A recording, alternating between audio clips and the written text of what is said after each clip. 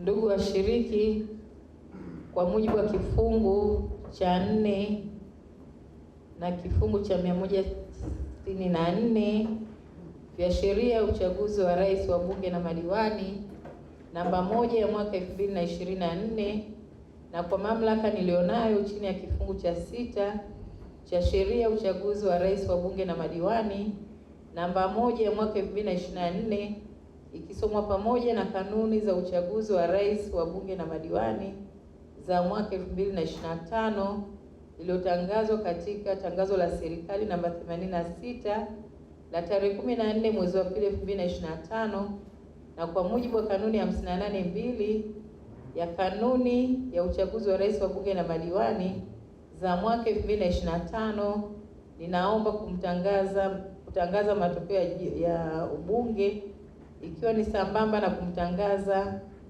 mshindi aliyegombea nafasi na kuchaguliwa kuwa mbunge wa jimbo la Isimani kama ifuatavyo.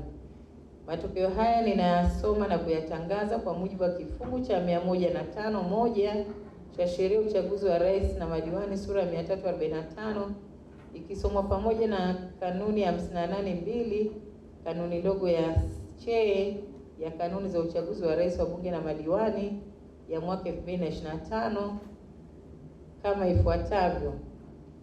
Idadi ya wapiga kura walioandikishwa walikuwa 89,753. Idadi ya waliopiga kura walikuwa 76,556 sawa na 85.3%. Idadi ya kura halali zilikuwa 75,874. Idadi ya kura zilizokataliwa zilikuwa ni 682.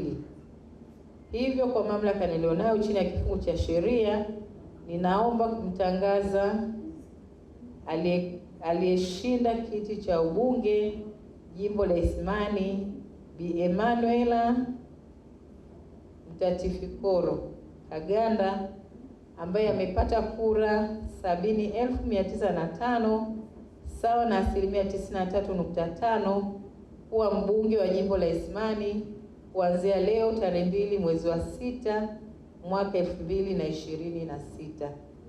Asanteni kwa kunisikiliza na hongereni kwa kushiriki kikao chetu.